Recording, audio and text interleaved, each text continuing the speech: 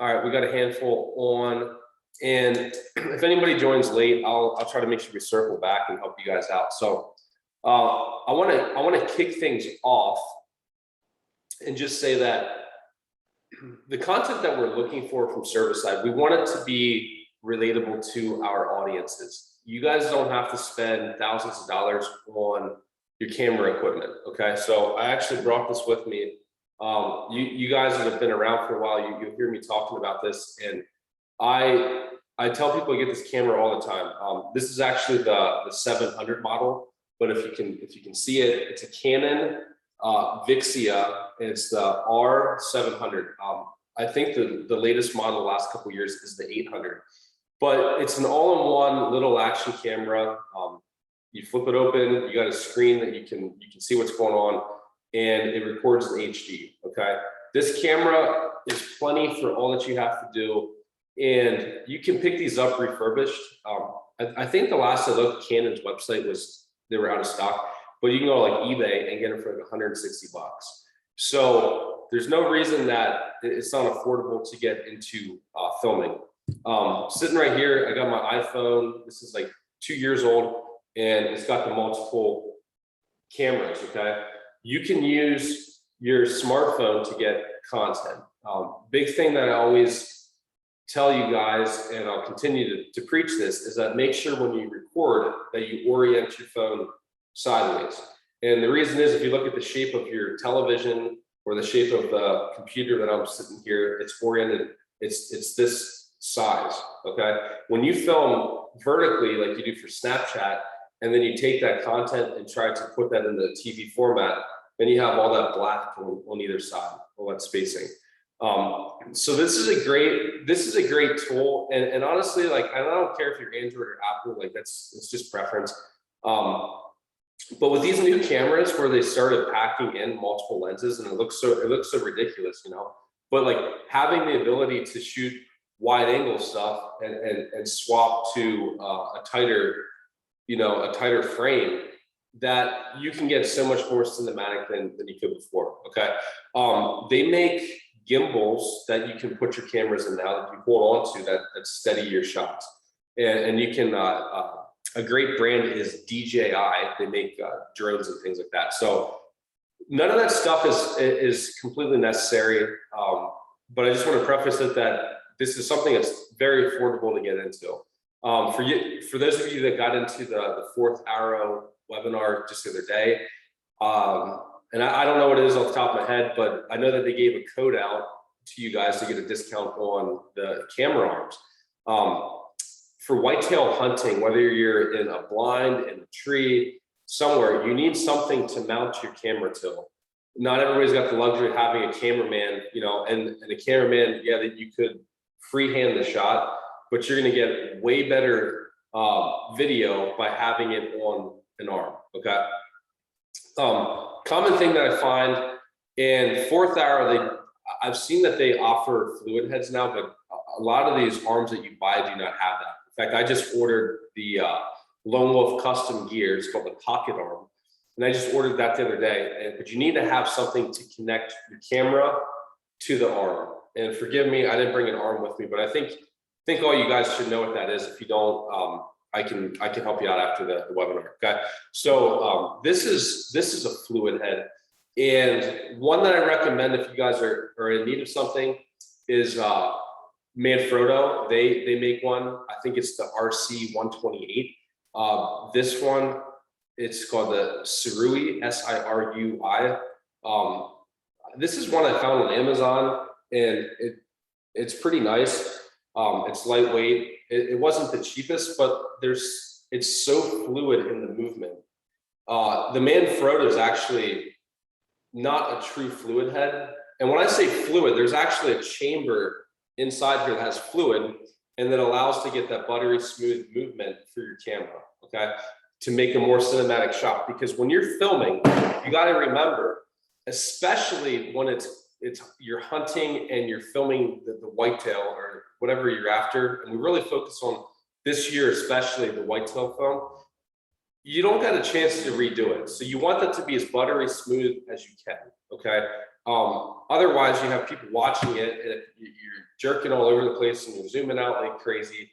What ends up happening is a poorer experience for the person watching it, and then they simply just they don't watch the video. So if they're on YouTube, they're going to bounce and they're gone. So we want to make sure that we have the tools to enable us to get the best video possible. It's always chaotic, you know, you get a big buck coming in. If you're solo filming, you know, even with somebody else, it's just tough in the moment of truth because so much is going on. I see, Luke, you said that you've been filming solo for 5 years. So, and that's great. We'll talk about these secondary angles here. But as far as the best angle of yourself, I mean, my personal belief is, and I've been doing this for about 10 years now, 10 years with service side, about 11 years, I guess now. I was filming before I started service side. And with the videos that I've put together and I've put up over the years, I mean, and what I've seen is that people can tell when it's genuine, okay?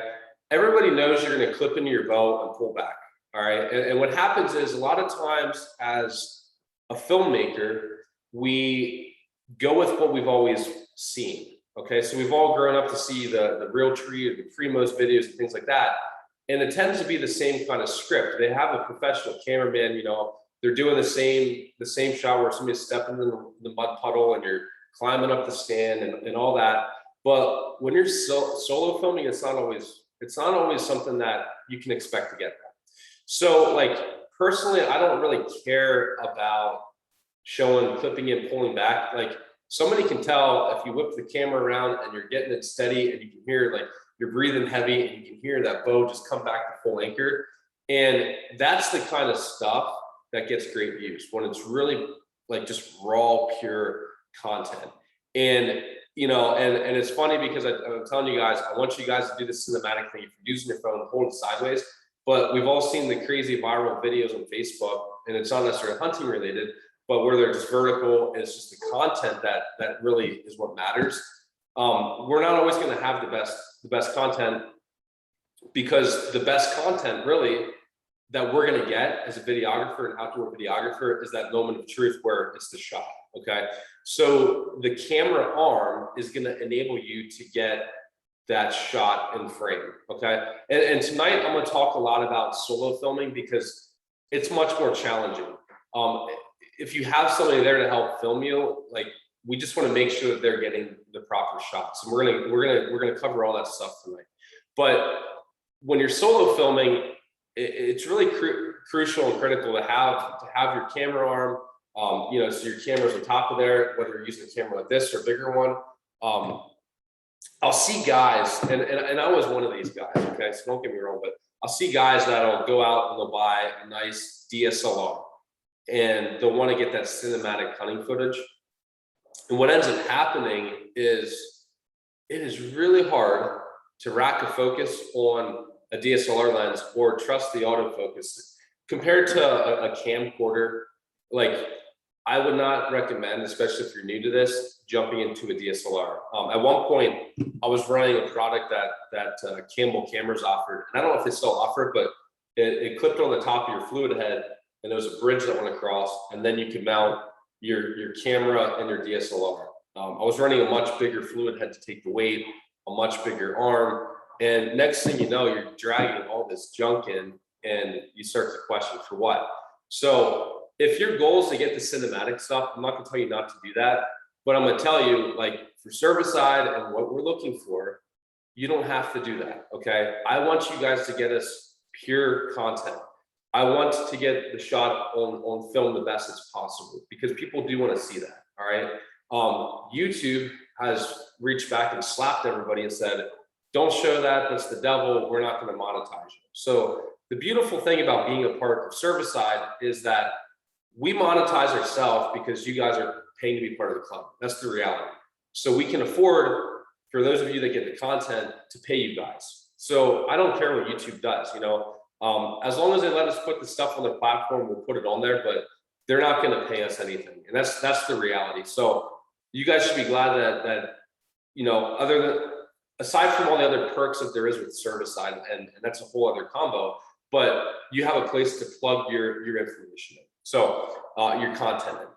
So moving forward, I want to talk briefly about placement, and forgive me, I'm in the office. I am looking at eventually doing some hard-coded modules that you guys can access, and we should have some on the website. For you new guys, we have the app where you can get the discounts and things, but we do have the website, and this is for field staff members.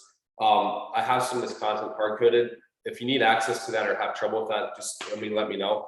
But I'm a right-handed hunter, so I'm not sure how things are perceived flipping through the computer monitor, but as a right-handed hunter, okay, I'm going to draw my bow back with my right hand, okay? So this is my right hand. When I'm holding my bow, I'll just hold a pen here, all right, as the riser. When I'm holding my bow, my right hand is free. And for that reason, I always mount my camera, my tree arm on my right side, okay? And it gets confusing when you're new to this, because when you set up in your stand and you're spun around, it's actually, you're looking at the left side and you're like, oh, Jimmy said do the right side. And then you set it up on the right side and you sit down and now it's on your left. So you got to think about all these different steps. There's just so much that goes into this, okay?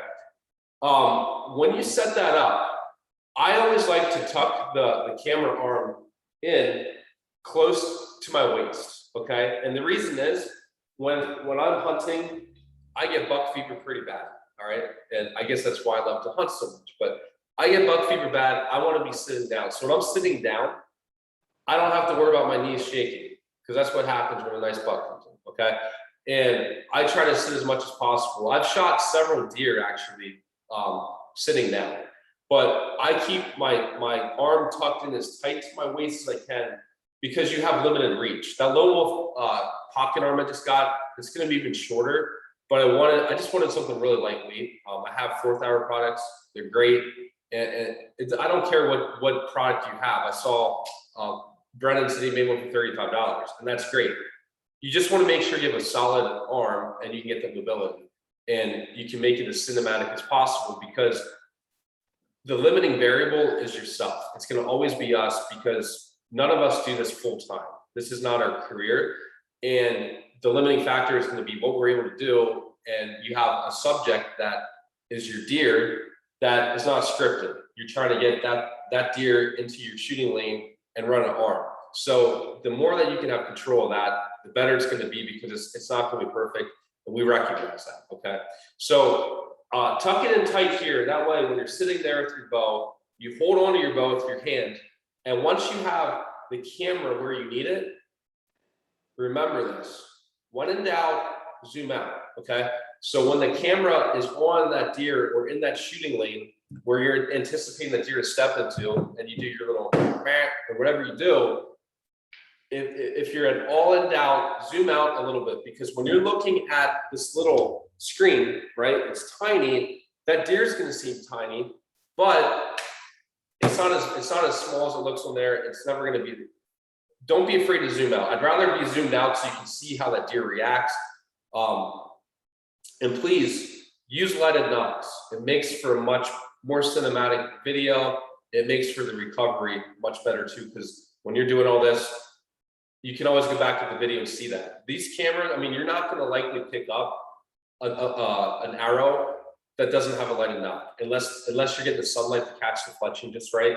It's really difficult. And then the angle of this camera compared to where you shot, it's difficult. So lighted knock is going to help you guys out tremendously. It's going to help the viewers see much better. If you have a lighted knock, you can definitely afford to zoom out a little more, and that's going to give you more margin of error to get that shot on video. I would much rather have you guys zoomed out than zoomed in that we don't see what's going on, okay? Now, when you have that at the moment of truth and you're holding your bow and you get your camera into that shooting lane where you're anticipating stopping that deer, that's where you're going to clip in, okay? And draw back, and hopefully it'll all come together, all right? There's been many instances where I draw back and it's not where I want it. Well, you know, if you're fortunate enough and that deer is coming from this direction, you can nudge your camera arm a little bit and then settle back into your peak. It's cost me a lot of deer, and the best way I can describe it, it's a dance, okay? It's a dance to get the video and the shot. Again, this applies to solo hunters. If you have somebody there to film with you, I don't care how they set the arm up, it's their preference, whatever they're comfortable with. But I'll tell you, and being a part of Service Side and listening to the Whitetail Figures podcast and asking questions, engaging can help you guys become better hunters. When I first started hunting, I'd sit in a tree where I thought, you know, it's a good spot. And then I'm like, just hoping to see deer. I'm looking around.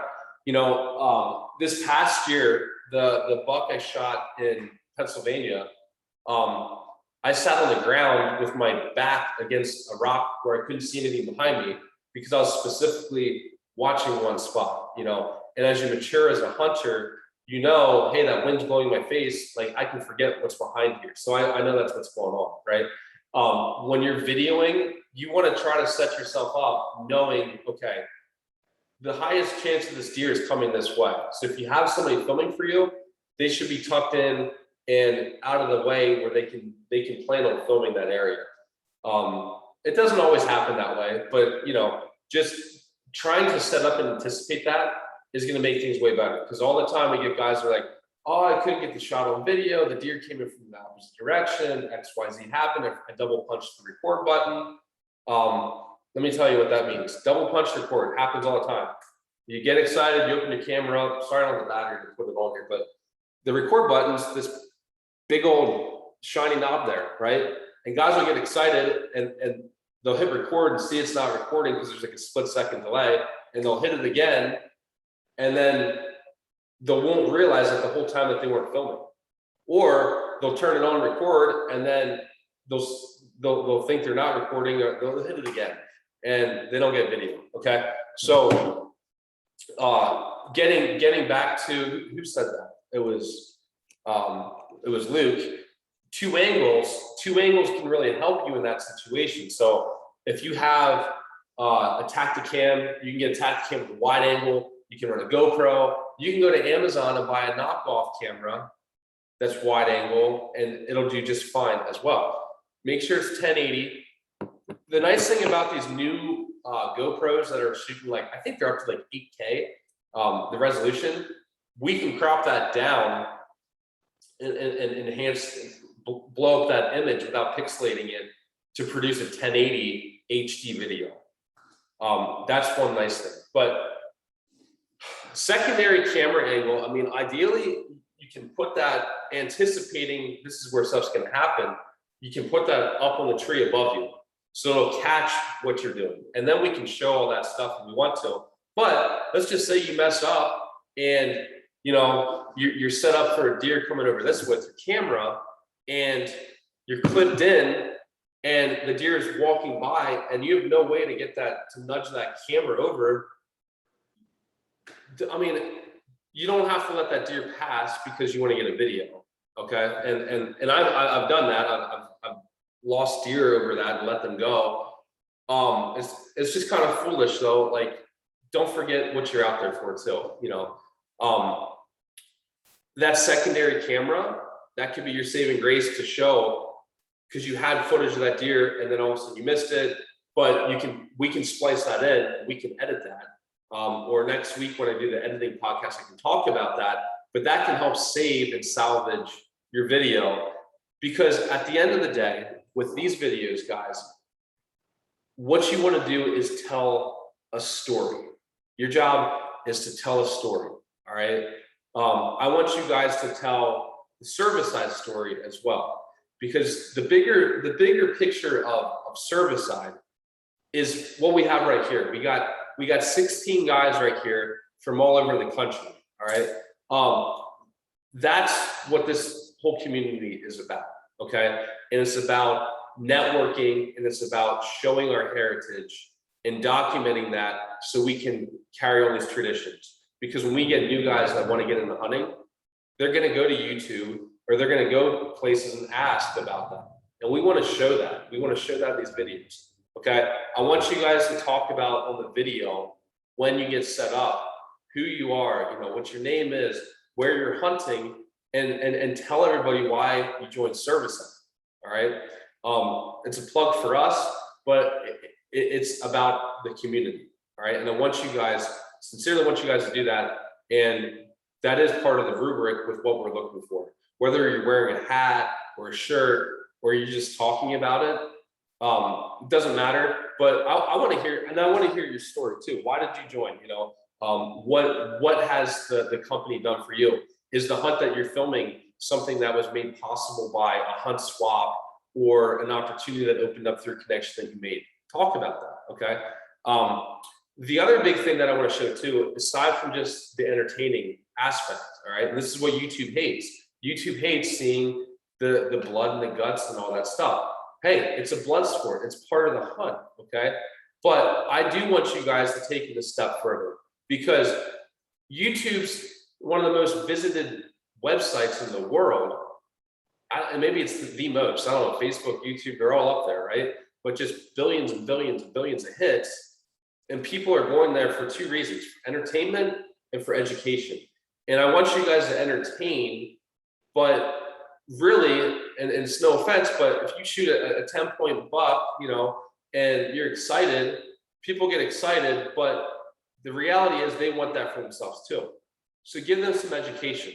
Tell them, how were you able to put your tag on that animal? Or maybe you messed it up and you didn't get that kill, okay? Don't be afraid to send us content, even if it doesn't have a kill. If there's a storyline, it might be something that we want, okay? But add education. Why did you pick that stand that you're in? Why did you, I mean, it could be, everybody's got a different style. So I don't want to get into all that stuff, but you know, why did you do those things? It doesn't have to be why you chose a Matthews bow or an Elite bow or a Darton bow. That doesn't really matter. Save that for a gear review, okay? And gear reviews and how-to videos are eligible for payout, okay? Let me circle back to those. Let me look at these messages. Do you guys have any questions? If you do, just type them in the chat box here. I want to help you guys out, but if you have any questions, type them in here. Dylan, you're running an ATN scope.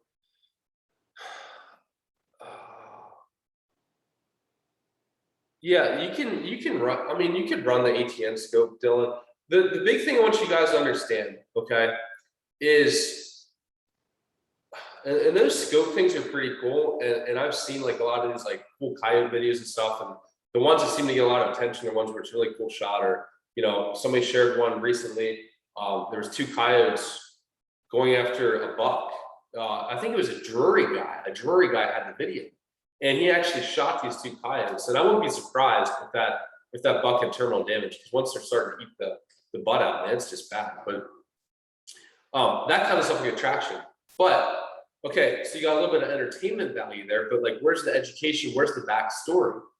A thermal scope, it's not going to show that. You know, people want to see like the person that's out there doing it, why they're doing what they're doing.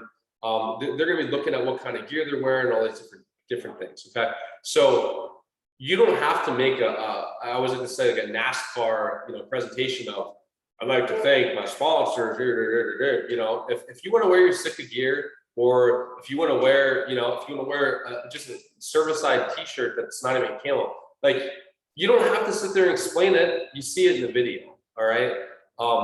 So just remember, like, if you're going to talk education, don't have to be an infomercial. Give people sound education that's going to help them to succeed. And that's what's going to get people reaching out and saying, hey, I want to learn more. And I'll tell you guys right now, even when we put this stuff on YouTube and stuff, the guys that have really, and I like to use Justin as an example because he's always been engaged and now he works with service at full time. But the guys that get the most out of it are the ones that are out there engaging. And you're going to see a lot of guys that are within service that are going to watch and support these videos and make those connections. Because even if you have a lot of knowledge and you're helping somebody, that person that you helped, that might be your invite to go do a hunt that, you know, you never had the means to do. And it could be the opposite way. You could be the one asking questions and make that relationship and get invited on. different scenarios. And I mean, Justin can tell you he's been on countless things as a result of that, and he's not the only guy. All right, Luke kind of jump off. Okay, Cody, is there a way you set the stands when you're filming someone? Yeah, so I've tried different things. It comes down to, Cody, when you're set up. I mean, you got to be, and Justin said it here, hunt first, film second. And it's the same for your presentation. So if you're in an open field, if you're hunting over an open field, you know, you want to get that archer set up the best as possible if that's what they're anticipating, a shot in that field. And then you want to try to hide the cameraman. Cameraman is I always have the cameraman above the hunter, because the hunter can always shoot down below or work around the cameraman, but you don't want to be below the hunter. You're not going to get the right angle. I usually like to be at a 90 or 180 to the hunter. And the whole hunt first, film second, like make sure you're set up so that you're not getting skyline. Because if you do it the wrong way, you'd have guys 180 on the tree. If I'm the tree and the guy's looking this way, and the guy's looking this way, well, if the deer is coming from this way, you guys are sticking out real bad, okay? Versus if you're looking for deer to come this way and the hunter is against the tree like this, and you have your guy videoing from behind you, maybe a little bit off angle that they can get over your shoulder, but they can be hidden. You know, you got to hide. You can't forget the fact that deer can see. And so hunt first, film second, same thing. And it's not going to always be the same scenario, but I will tell you, and I don't care how you guys want to do your camera arm, but find what works for you and keep it the same. Keep it the same. Keep it the same, because when that big buck comes in, you don't want to think about it.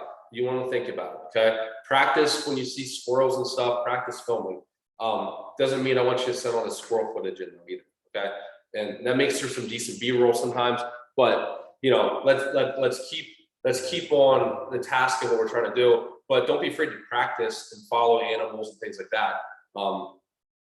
And squirrels are surprisingly really tricky to film. They can be like real spastic, you know, like walking for a second, stop, and then they just run, you know, so that's actually good practice. But big thing to remember is when you're filming, when in doubt, zoom it back out, okay? I need to touch on a couple things. I want to touch on the composition, all right? So when you're composing a film, all right, and let's keep this directed towards whitetail bucks, all right, and we'll keep this on like solo, because everything else can be adapted a little bit. So you want to tell a story. Remember, the person watching this video is not necessarily your buddy that you hunt with, all right? They don't know who you are. They don't know where you're from. They don't know what the season is. They don't know what the time of the year is, the weather, any of that stuff, okay? So you got to paint that picture. We're looking for about a 13-minute long video, all right? So if I break it down real simple, we could say there's an intro, there's the main hunt, and then there's the kill, and there's the recovery.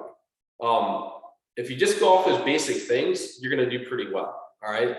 But they can all be dissected down a little bit more. So a good intro video, you're going to accomplish within the first minute or two, letting the viewer know exactly what's going on, and you should pique their interest. Otherwise, if they don't watch it, you're not going to get a whole lot of views, and your video is not going to, it's just not going to rate real well, all right? Everybody wants to have lots of views on the videos, and we want to help you to achieve that. So when you do your intro, if you want to wear a mic, that's really great. You know, we don't require that. And a lot of times I don't deal with that. I mean, if it's not real windy, the camera picks up stuff pretty well. Your phone picks up stuff pretty well. You're more than welcome to use a mic. There's 3 brands that I'd recommend. I would say ranging from cheaper to more expensive. There's the Asden with a Z, A-Z-D-E-N. That's your more entry-level mic. On a camera like this, you will find a mic input, if you can see it right there, okay? Disadvantages, to run that mic in there, you got to keep your camera open, which if I had a battery in here, it would be powered up. Well, within 5 minutes, it's probably about 2 minutes, it goes to sleep. So then you got to wake up the camera. I usually don't run a mic on my camera. It absolutely makes things more cinematic and better, okay? But I like to just be able to pop this open. I know that it turns on, okay? The lens will open up on its own, and then you just hit the record button, okay? Real simple. You guys will learn the hard way stuff that can go wrong. It's going to go wrong when you film. Over time, these automatic lenses that open up, they get gummed up with dirt just from you being in your bag and get tossed around. And sometimes you got to get in there. You'll see a little black on your screen. You're like, what's that? Well, the lens didn't open. You got to kind of flick it down. There's a mount, and I don't have it here, go figure, but there's a mount that your camera, it screws into the bottom of your camera to clip in. It's gonna happen, so just prepare for it. Go buy another one in advance. Find out what mount the arm takes and buy another one and keep it in your bag. Because at one point you're gonna take it off for whatever reason, and then you're gonna go hunting and you're gonna have nothing to attach your camera to that for. So if you're like me, you'll get crafty and you'll do something. But it gets tough because you can't just lasso something around the camera door. Okay, so I'd have an extra one. That's the little part that I don't even know where the damn thing's at. So there you go. It happens all the time. Make sure you take extra SD cards with you. You can never have too many of those. Never fails. You're gonna open your camera up and you're going, shit, I don't have my SD card. I left it in my computer. Okay. I'll give you a pro tip right now. All right. If you're running a better camera, this is not going to work. Okay. There's a little number there. It says C, it looks like a circle, but it's C4. All right. That is a class 4 memory card. So the different classes, there's different speeding and writing abilities. Okay. So if you have a higher end camera or like one of these newer GoPros that shoots 8K resolution, they need to write really fast because it's a lot of data. All right. So you need something that is a higher end one. This one, I don't even know, but this should be like an Ultra. There's actually Ultras that have a U here. This one says U1 Ultra. All right. That bad boy's balling. All right. Now, the pro tip is spend a couple extra bucks on your SD cards for your trail cameras, because when that happens, you go, oh, shit, I forgot my SD card. I'll be willing to bet you have a trail camera out too far, pull that out and pop it in your camera. Because I learned the hard way. I popped my cheap SD card out, put in the camera, and it says, camera cannot write to this card. All right. I was like, oh, I gotta work with it. Because I'm gonna guarantee you guys, something's gonna happen. All right. If you guys have been archery hunting long enough, you forget your release, all right, well, I guess I'll shoot my fingers today if I have to, I mean, if it can happen, it's gonna happen. When you add the video dynamic in, you're just opening up for more trouble. I don't have my battery in. All right. You're gonna have a camera with a dead battery. Bring an extra one. It doesn't hurt to have a little goodie bag of some extra stuff. That might not be a bad practice to do. I've never done that, but I'm at the point now that doing it for so long, I kind of know what I'm looking for. Okay. So that's those aspects there. What's up, Grant? Glad to have you on here, man. All right. What other questions we got? Yeah, no other questions right now. All right, ask some questions. I'll hit them as we go.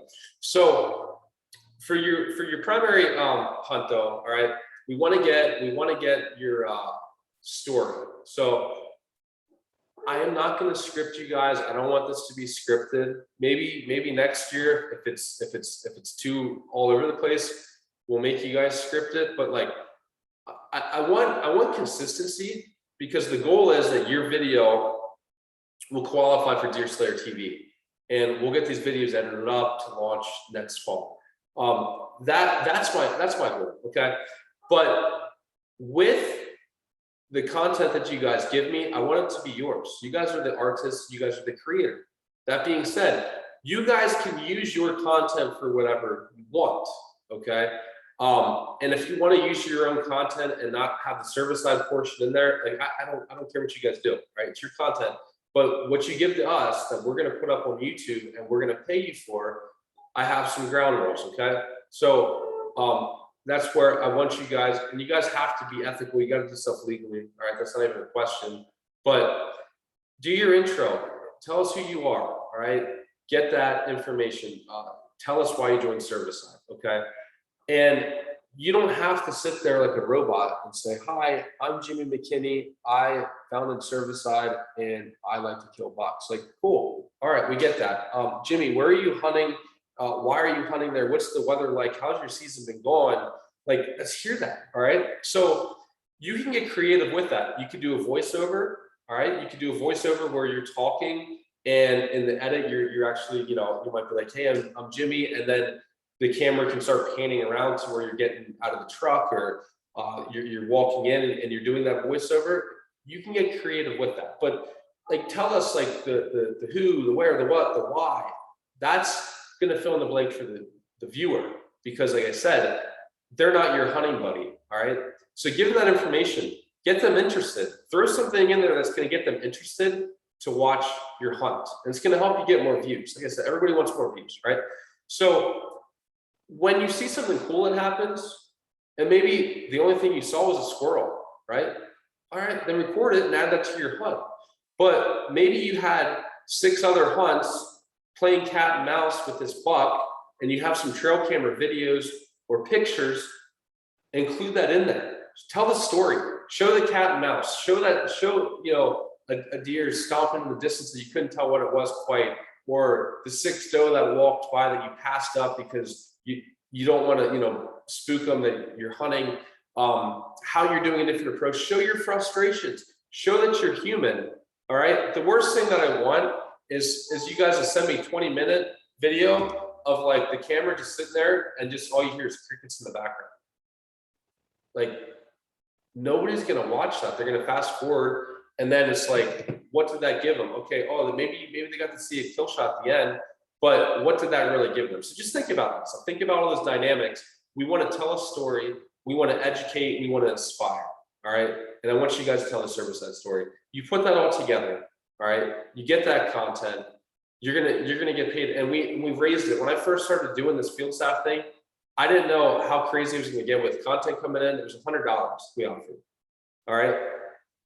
Last year and the year before was $300. Now I'm offering up to $500. Okay.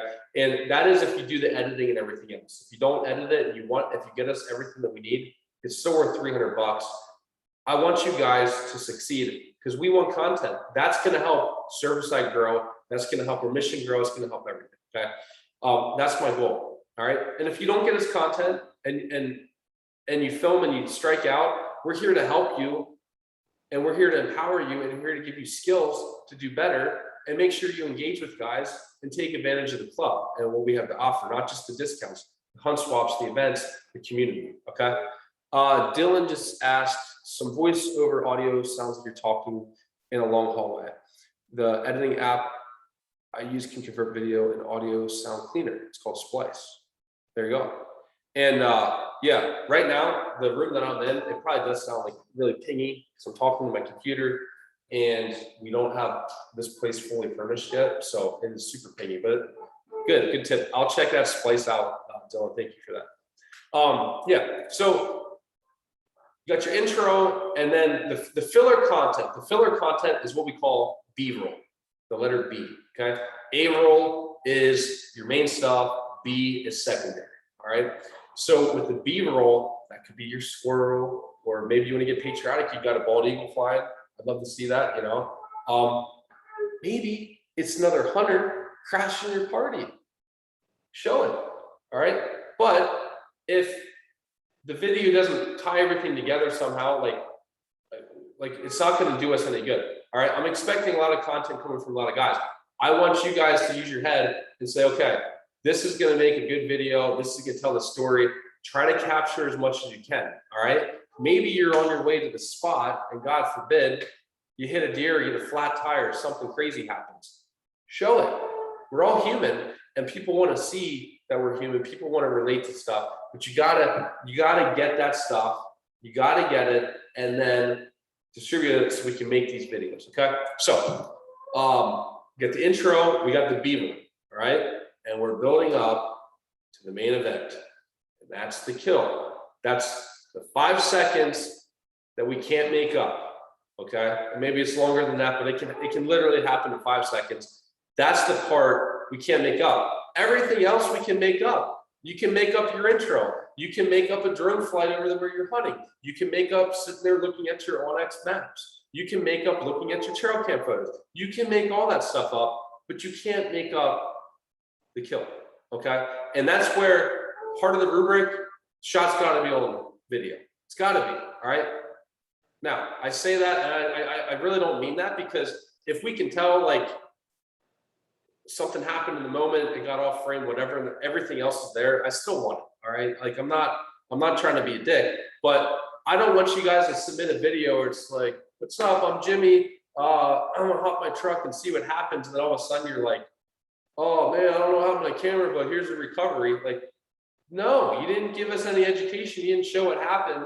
I don't care about your recovery, it's as good as a photo, and guess what? There's a bajillion other photos floating around Facebook and Instagram, all right? Unless you shot a 300-inch deer, right?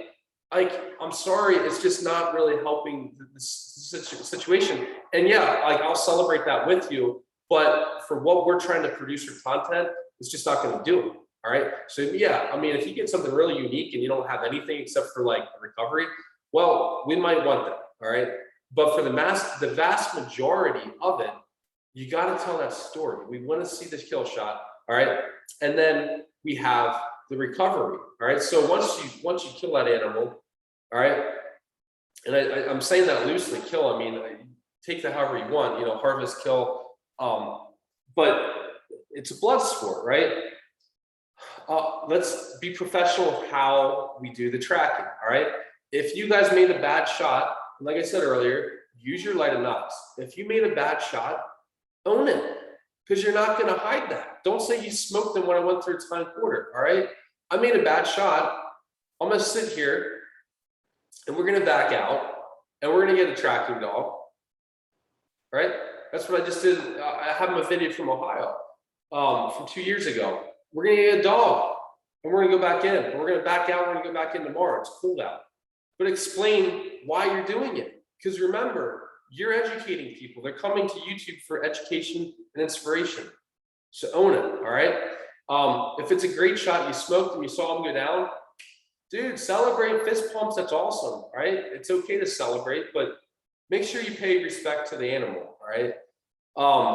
Get your recovery. And again, I don't want to see the NASCAR crap. So once you do have the animal laying there, you don't have to put your scent killer spray there and your safety harness and your lone wolf gear and all this stuff. Like, dude, you killed the deer. You should show the stuff that made you successful subtly throughout the video, okay? Or you can do a gear review and talk about why that really did something. There's plenty of ways you can work that in, but I don't want to see a commercial. Nobody really wants to see a commercial. They just want to know how you did it and educate so that they can replicate that and be successful. And that's really what it comes down to, because we have there's a lot of guys, and I'd be willing to bet there's guys that are on this webinar right now. There's only a handful of you in the grand scheme, but that are new to filming and are just here to learn. And that's okay. Like, the program is for all you guys. And that's why we have you guys pay. You have skin in the game. If you get me 5 awesome videos, we're going to pay for your content. But if you don't get me anything, I want to provide you guys value. All right, that's my job, and we're here to help you out. All right. So to wrap up the video aspect, you'll do the recovery, and you want to wrap up and summarize the chain of events. Okay, we're looking at about 13-minute long video content. That's what we want. If you submit us a 5-minute video and it's just pure raw, you know, you're running behind a Montana decoy because you got a tip that there was a deer and you came out and that's the hunt, awesome, submit it, we want it, okay?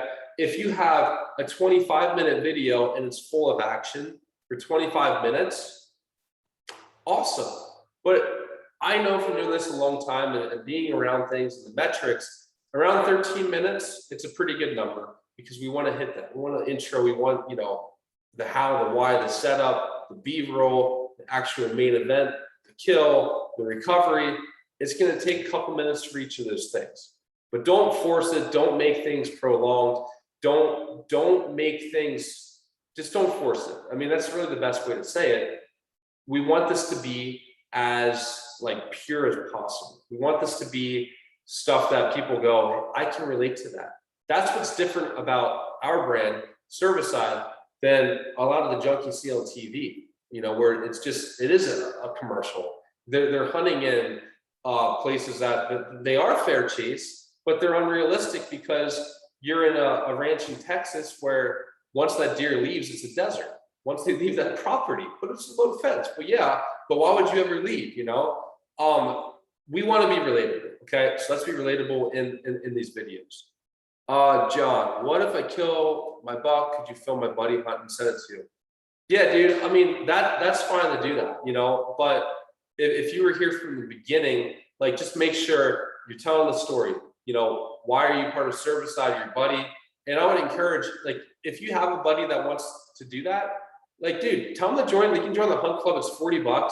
You know, show some support. We're self-funded, but I want content. So yeah, I'm not opposed to paying for that content, but just make sure you're helping us drive our message, you know, and connecting hunters and the heritage and all that stuff, and have that in there and hit the key pillars. And yeah, absolutely. All right.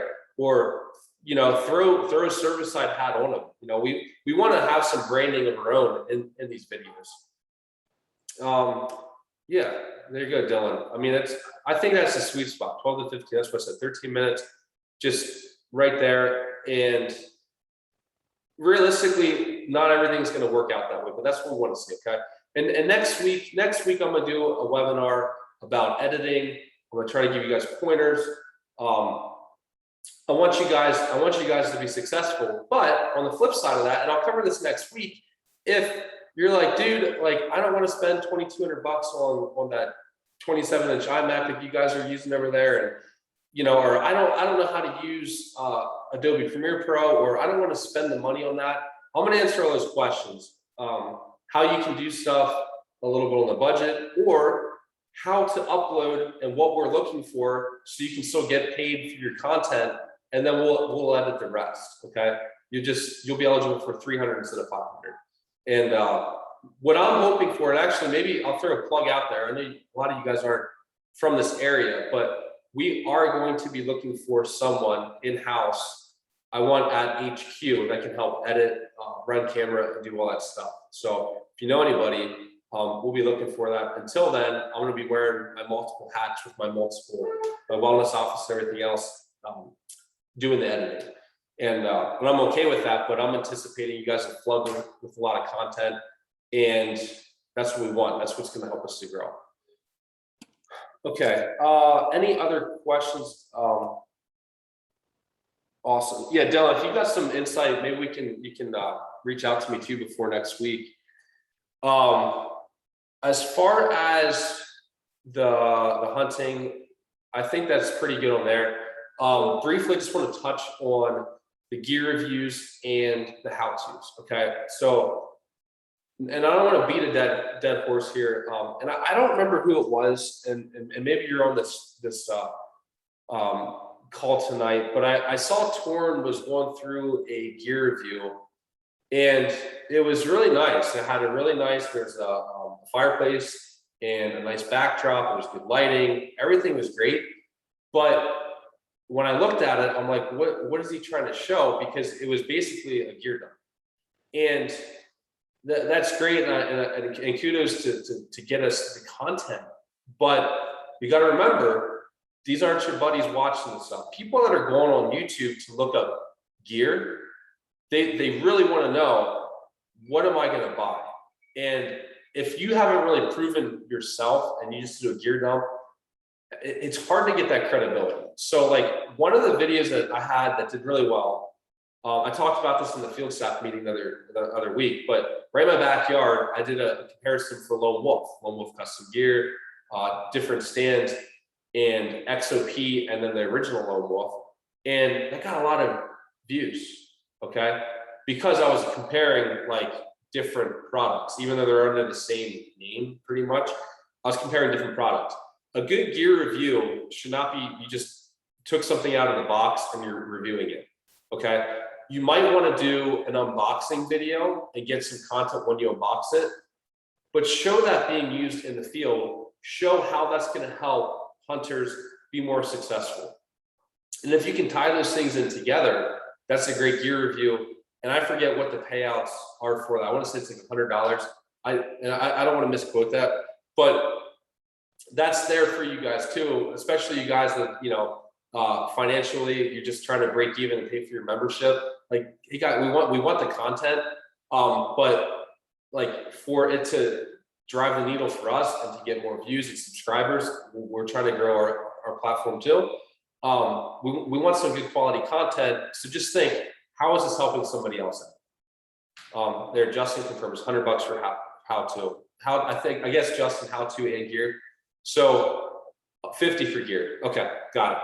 So the how-to videos, that's more of an educational thing, but it can be a variety of stuff. I mean, you could do a how-to video on trail cam replacement. That's something, if you don't have something really like unique about it though, it's probably not something that we're gonna jump all over. So if you're not sure, send Justin or Torn or myself a message and let us know what you're thinking about doing, okay? If you wanna do a how-to video on, you know, maybe it's like Tethered's new, what the heck are their sticks called? But like a new set of sticks and how to use them. And it's like kind of like a gear review, but it's like how to use it. You can morph that in together. That's great, okay? If it's a how-to video on building your own arrows, perfect, right? But check with us because we have a handful of those out there. So make sure there's like a unique dynamic to that. Maybe it's how to, I mean, I don't want to give examples. There's a bajillion different things, but the other how-tos we can do are more hunt. So you have more of the gear related how-tos, and then you have more of the hunting related how-tos.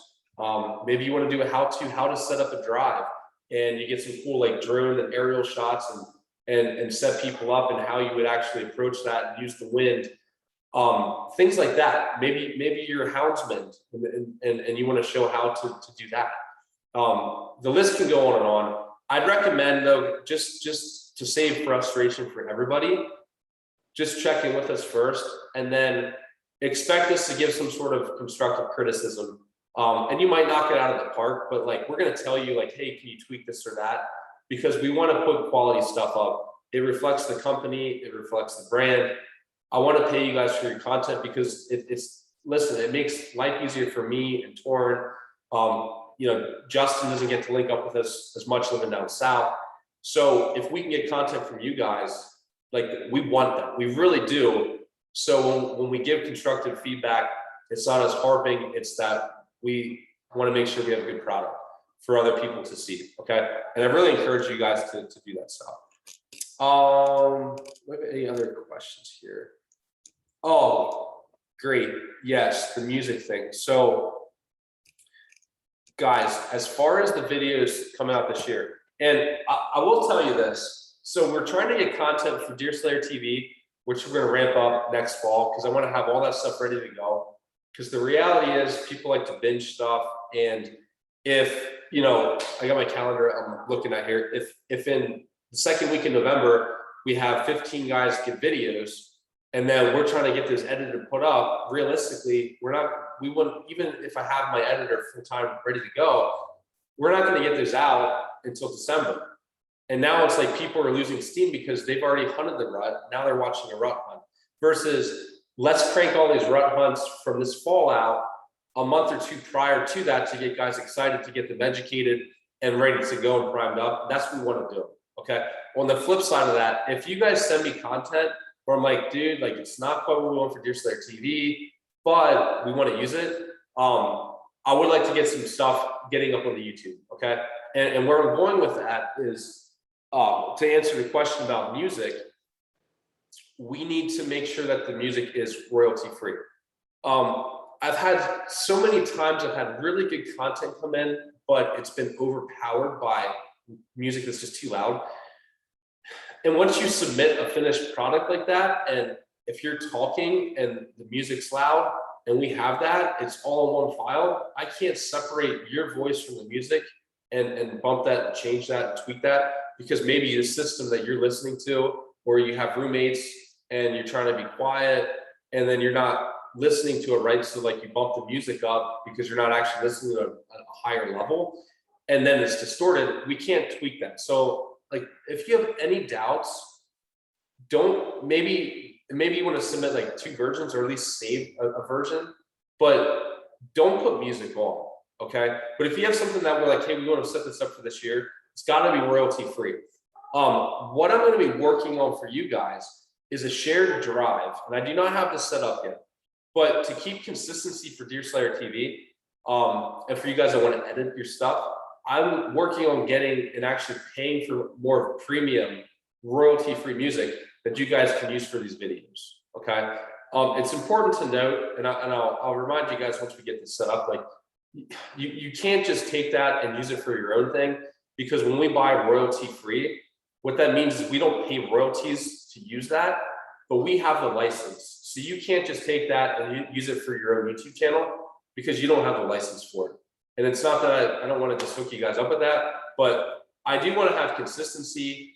And when someone's watching Deerslayer TV, you guys are the artists, you're going to introduce who you are, what you're doing, whatever.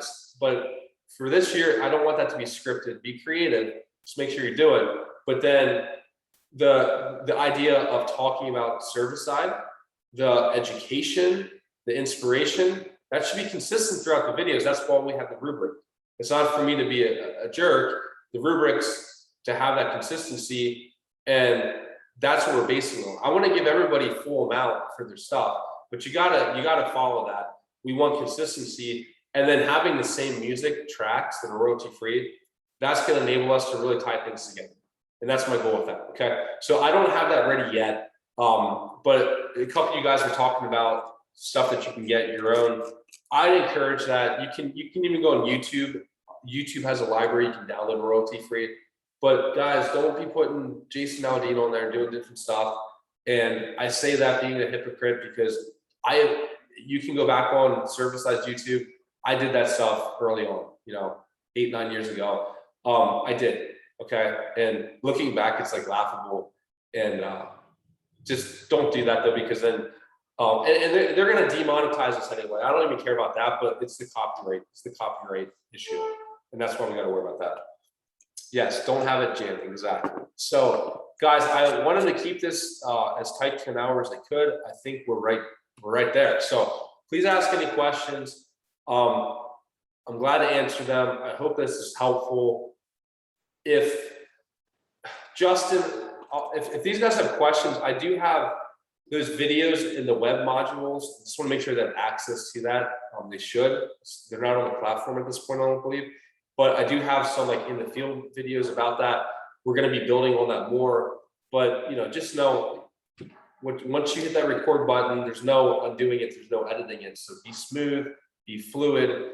Slow is smooth, smooth is steady, and that's what we want. Try to have good audio. Think about shots. Have multiple shots. Don't do the same stagnant camera angles. Be creative. Get the shot on video. Don't make it an infomercial. You guys that are new to this, you're gonna rock it. You're gonna be addicted to it, just like I am, and it's a lot of fun. And we're here to help you. I want you guys to have your own YouTube channels. I want you guys to be able to get on your own legs too. But just know the way things are moving, this is an opportunity for you. If you have friends to monetize, we're going to pay you for the content. We got a different mission than your average YouTuber that's trying to monetize content. Our mission is the camaraderie, connecting, engaging, getting hunters together. And it's really cool to see how much this has grown. It's very humbling.